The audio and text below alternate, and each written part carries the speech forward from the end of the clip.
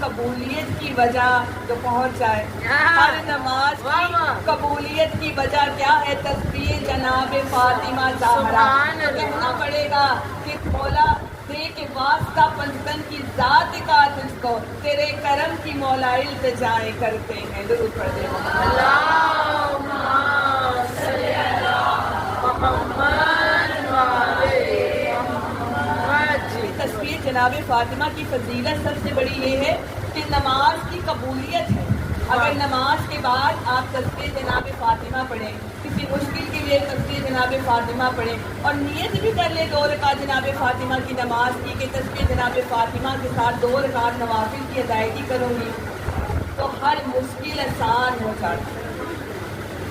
یہ تسبیح مقبول ہے جناب زہرا کے نام سے، اور ان اسماء کے جو معنی ہیں، ان کی جو فضیلتیں ہیں وہ کون بتا رہے ہیں؟ باب العلم. یعنی ہر چیز ہمیں مل رہی ہے در جلال سے وجہ سے. اللہ نے اپنی تمام برکتیں اس گھرانے پر نازل کر دی. اور اب یہاں پر مجھے روکیے گا نہیں، کہنے دیجیے گا کہ جملہ آپ کے حوالے کر رہی ہیں اور شاید پہلے بھی پڑھ چکی ہوں کہ علی علی کرتے ہیں لوگ، کہتے ہیں کہ یہ علی علی زہرا علی فاطمہ حسن و حسین کرتے ہیں. کیا وجہ؟ کیا ہم اللہ کی عبادت نہیں کرتے یا باقیوں نے اللہ کی عبادت نہیں کی؟ تو وجہ ایک ہے. کیا ہے؟ اللہ باقیوں کو دیتا تھا وہ سمیت لیتے تھے. اللہ باقیوں کو دیتا تھا وہ سمیت لیتے تھے. اللہ علی کو دیتا تھا وہ بانٹ دیتے تھے. سبحان اللہ سبحان اللہ. اللہ صلی علی علی کا نام نہ لیا کرو تم نماز میں، کہنے لگے کچھ لوگ مسجد میں روک کر.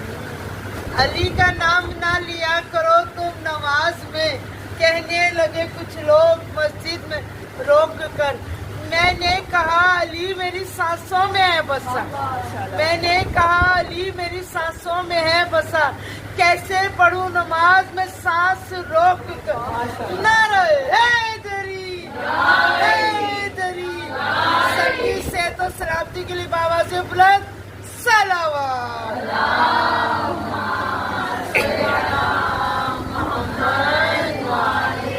محمد واجل پر یہ مقام ہے اہل بیت کا، اور جو چیز ان سے منسلک ہو جائے اس کا مقام دنیا میں الگ ہوتا ہے، الگ نظر آتا ہے. موضوع ہے میرا سورہ یاسین، اور اپنے اس موضوع کو ایک اور سورہ سے منسلک کرتے ہوئے آج 2 محرم کی مناسبت سے میں نے کل ایک جملہ جو بار بار میں لے رہی ہوں کہ عدل کیا ہے. یاسین کا مطلب جب سمجھاؤں گی تو آپ کو سمجھ آ جائے گا کہ یہ بار بار جملے کی تکرار کیوں ہے. کہ کسی بھی چیز کو اس کے صحیح مقام پر رکھنا، اور جو عزادار ہے نا وہ اپنا مقام نہیں سمجھتے.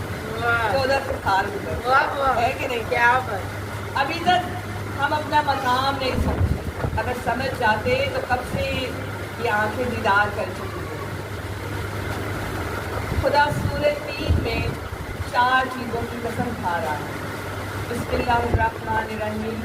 والتین والزیتون وطور سینین وہذا البلد الامین. پہلی قسم زیتون، انجیر، طور سینا، اور چوتھا شہر امن.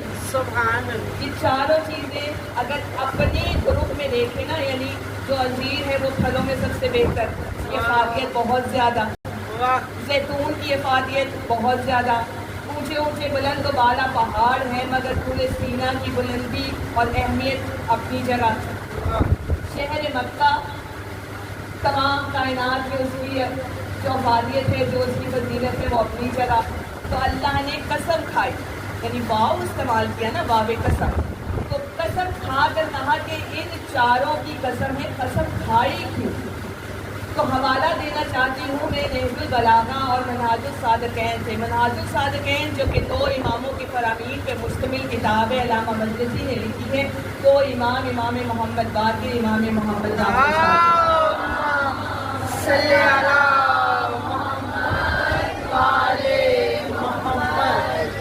जब किसी को अपना मकाम समझ में आ जाता है ना, अपना रुतबा समझ में आ जाता है, तो फिर वो अपनी तमाम तर जिम्मेदारियाँ अपने रुतबे के हिसाब से अंजाम देता है।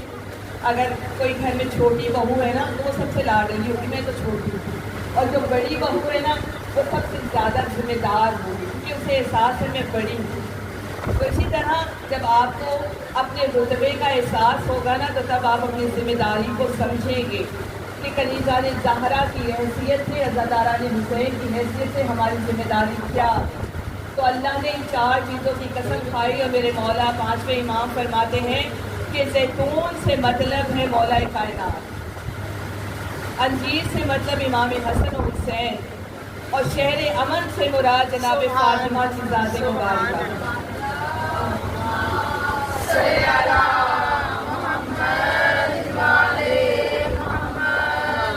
और इस पूरी रवायत को रसूल खुदा से लेकर मेरे मौला ने बयान किया। कैसे बयान किया कि रसूल खुदा मौला कायनात दोनों भाई तशरीफ फरमा। सूरह का नज़ूल हुआ तो नबी अकरम ने मौला कायनात के चेहरे की तरफ देख कर फरमाया, या यही जब पूरे रूहे अर्ज में अल्लाह ने आपकी वलायत को पेश किया, तो सरज़मीन मक्का ने सबसे पहले आपकी वलायत का इकरार किया। सुभान अल्लाह। जब उस सरज़मीन ने आपकी वलायत का इकरार किया, तो अल्लाह ने काबे से उसे मुज़य्यन कर दिया। उसके बाद सरज़मीन मदीना ने आपकी वलायत का इकरार किया। जब इकरार कर चुकी, तो अल्लाह ने मेरी ज़ात मुबारका के ज़रिए से उसे मुनव्वर कर दिया। गौर से सुनते जाइएगा। और यानी जब नजफ के सामने, किस्सा नजफ के सामने आपकी वलायत को रखा गया और उसने इकरार किया, तो आपके जिस्म मुबारक के दफन होने की वजह से उसको अशरफ बना दिया। मगर याद रखिएगा, याद रखिएगा, हम दोनों के वजूद के ज़रिए से, हदीस रसूल के फरमान और बयान कर रहे हैं मेरे 5वें इमाम, याद रखिएगा, हम दोनों के वजूद के ज़रिए से अल्लाह ने रूहे ज़मीन पर किसी भी खित्ते को मुहल्ला नहीं किया। समाए करबला मोहल्ला के करबला जाने वाली हश्र तक खुदाई हुसैन, मकरूज़ है हश्र तक खुदाई हुसैन की कि रसूल खुदा फरमा रहे हैं कि हमारे वजूद से किसी को अशरफ किया, किसी को मुनव्वर किया, किसी को मुज़य्यन किया, लेकिन मुअल्ला नहीं किया। और मुअल्ला कैसे करता?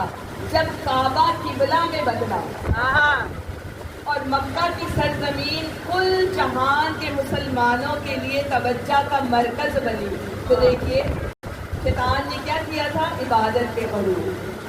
अब सरजमीन मक्का ने क्या कहा कि मैं तो सबसे बुलंद हो गई, अल्लाह का घर मेरी ज़मीन पर, सारे मुसलमान मेरी ज़मीन पर, सारे सजदे मेरी ज़मीन पर, हर इबादत मेरी ज़मीन पर, तमाम नेकियां मेरी ज़मीन पर, मैं तो बुलंद हो गई ना। वही आई है सरज़मीन मक्का, रुक जा जरा देख, तुझे जो ये वक़ार मिला है, तुझे ये मकाम मिला है, उसकी बदौलत है जो करबला में दफन है।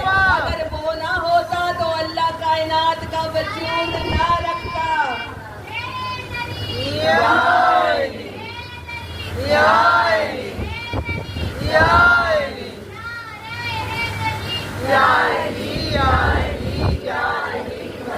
हक है।